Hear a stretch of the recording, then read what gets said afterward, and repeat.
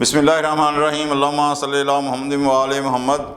پاکستان اور ہندوستان کے درمیان گزشتہ چند دنوں سے ایک بار پھر جو ہے وہ کشیدگی کا ماحول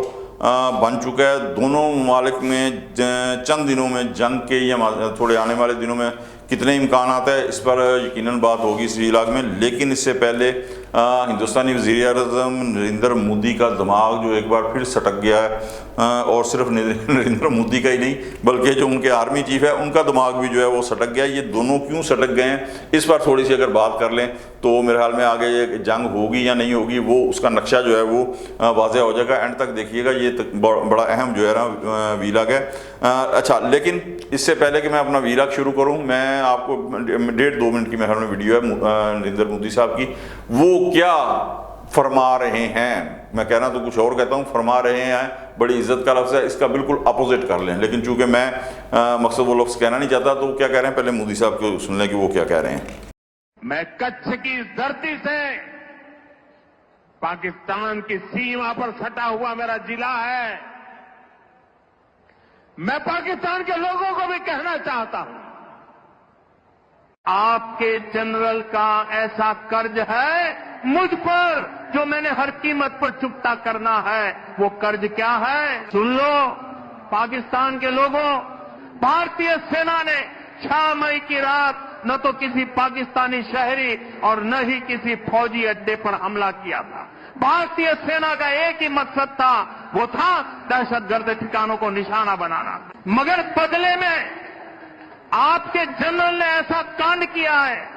کہ مودی کی آتما ابھی تک بدلے کی آگ میں جل رہی ہے۔ تم نے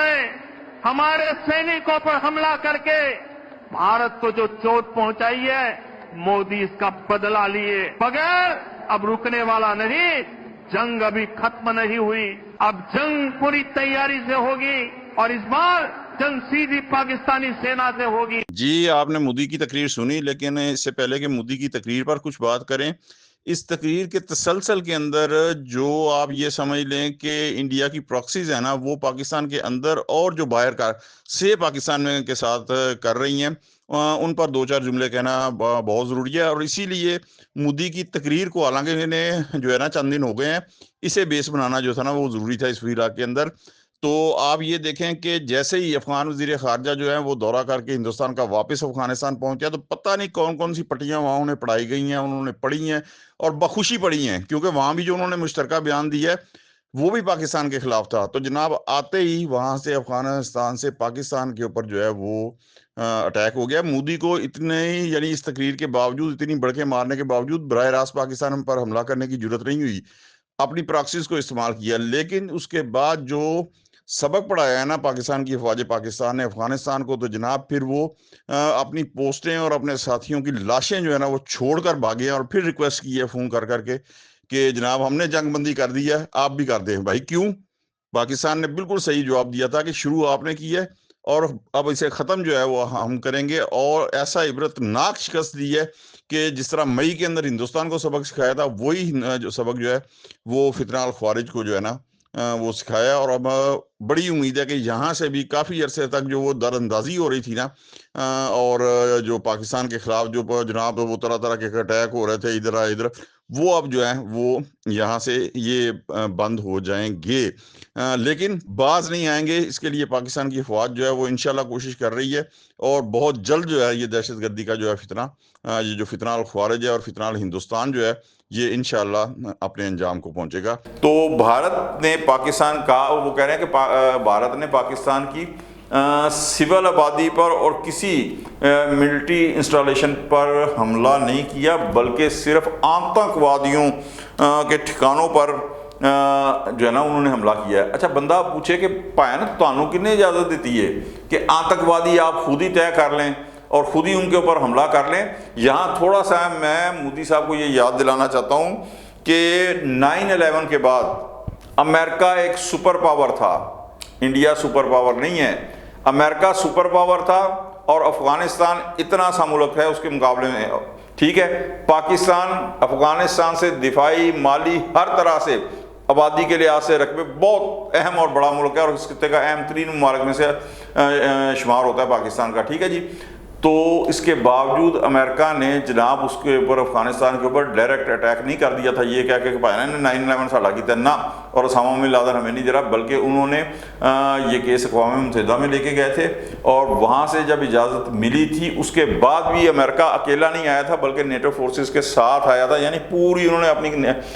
جو تھی کاغذی کارروائی جسے کہتے ہیں نا فائل کا پیٹ بھرنا وہ پورا کیا تھا۔ اور اس وقت کہتے ہیں کہ 9/11 سے پہلے اور 9/11 کے بعد کی جو دنیا وہ قطعی مختلف ہے۔ 9/11 کے بعد پوری دنیا جو تھی وہ سیاسی لحاظ سے بالکل ایک دم بدل گئی تھی۔ تو اگر امریکہ براہ راست جس کا جناب والا ٹوین ٹاور گر گیا تھے، ٹھیک ہے جی، وہ اگر حملہ نہیں کر رہا افغانستان پہ حملہ کرتا تو مودی صاحب آپ کو کس نے اجازت دی ہے کہ ایک نیوکلیر پاور پاکستان کے جو ہے اندر آ کے آپ خود ہی فیصلہ کریں کہ آتنکواد یہاں پہ ہیں اور جو ہے ان کے اوپر جو ہے وہ اٹیک کر دے؟ کیا آپ نے کوئی اقوام متحدہ میں قرارداد پیش کی تھی؟ وہاں سے آپ کو کیا یہ اجازت مل گئی تھی؟ اور میں آپ کو ایک چیز بتاؤں، اگر آپ کو اقوام متحدہ سے اجازت مل بھی جائے آپ تب بھی پاکستان کے اوپر اٹیک کرنے کی ضرورت نہیں کر سکتے، اس لیے کہ پھر جو جواب ملا دیکھ لیا نا آپ نے۔ لیکن یہ ایک سائڈ پہ رہنے دیں، پاکستان نے بار بار آپ کو کہا کہ آپ وہ جوائنٹ انویسٹیگیشن کے اندر اپنا پورا کوآپریشن کرتا ہے، پورا تعاون کرتا ہے، آپ انویسٹیگیشن کرائیں، یہ بھی چھوڑ دیں۔ کیا انڈیا نے اپنی سطح کے اوپر پہلگام واقعے کی کوئی تحقیقات کرائی ہیں؟ کوئی رپورٹ پیش کی جس کے اندر یہ ثابت ہوا ہو کہ جناب پہلگام واقعے کے اندر جو ہے پاکستان کا ہاتھ ہے؟ اگر تحقیقات کرائی ہیں نا آپ کہہ کے جناب یہ رکھیں جناب پوری انٹرنیشنل ورلڈ جو ہے بین الاقوامی دنیا کے سامنے کہ یہ ہم نے تحقیقات کرائی ہیں جناب، چھوڑ دیں چلے پاکستان جو کہہ رہا ہے تحقیق میں تعاون کرنا وہ بھی چھوڑ دیں، اپنی سطح کے اوپر کوئی تحقیقات کرائی ہیں جس کے اندر ٹھوس جو ہے ثبوت ملے ہوں اور آپ نے کہا ہو کہ جناب یہ دیکھیں یہ میرے پاس ثبوت ہے، میں تو اس واسطے بھجن پاکستان سے اٹیک کرنا؟ کوئی ایسا ثبوت نہ آپ کے پاس ہے، بلکہ جس جگہ گئے ہیں آپ کو، آپ کے وزیر خارجہ کو، آپ کے سفیروں کو منہ کی کھانی پڑی ہے اور شرمندگی اٹھانی پڑی ہے، ہر جگہ سے آپ کو جو ہے وہ جوتے پڑے ہیں، ٹھیک ہے۔ اچھا اس کے بعد آپ کس حق سے کہتے ہیں جناب میں نے آتنکوادیوں کے اوپر اٹیک کیا، ٹھیک ہے۔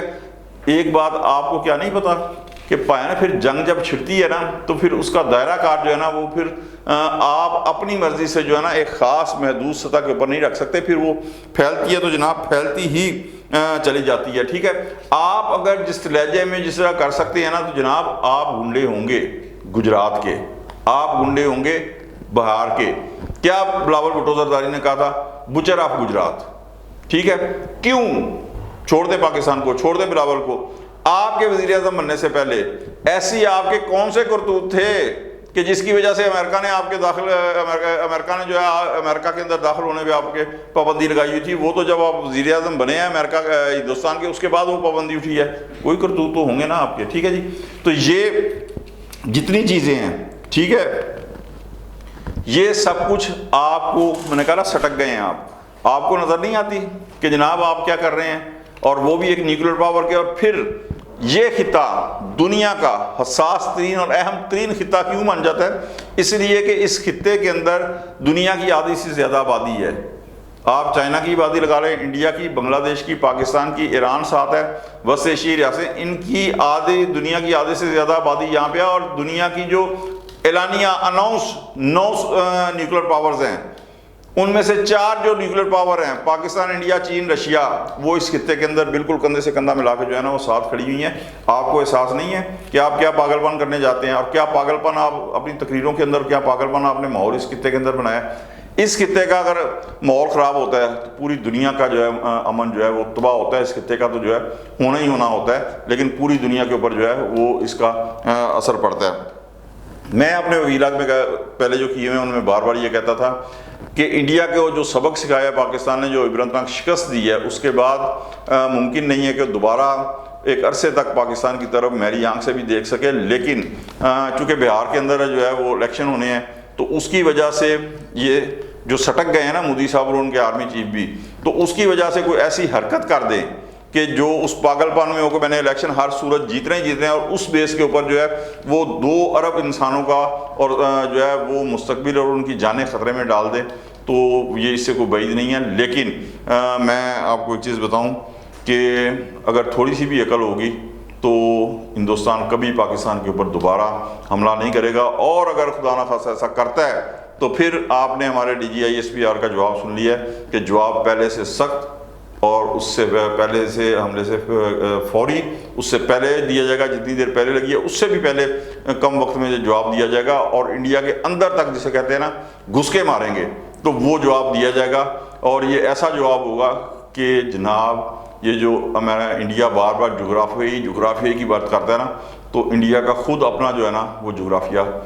بدل جائے گا۔ آج تک کے لیے اتنا ہی۔ اگر آپ کو ہمارا ویلاگ اچھا لگے لائک کر دیں، دوستوں تک شیئر کر دیں، اور بیل آئیکن کا بٹن جو ہے وہ لازمی دبا دیں تاکہ نئی آنے والی ویڈیوز جو ہیں بر وقت آپ تک پہنچ سکیں۔ اور ویلاگ دیکھنے کے لیے یوٹیوب کے لنک کے اوپر ضرور کلک کریں تاکہ ویو بھی ہو جائے، اور آپ کو جو ہے کمنٹس کرنے کے اندر جو ہے وہ آسانی رہے۔ اگلے ویلاگ تک کے لیے ذوالفقار علی شاہ کو اجازت دیں۔ اللہ حافظ۔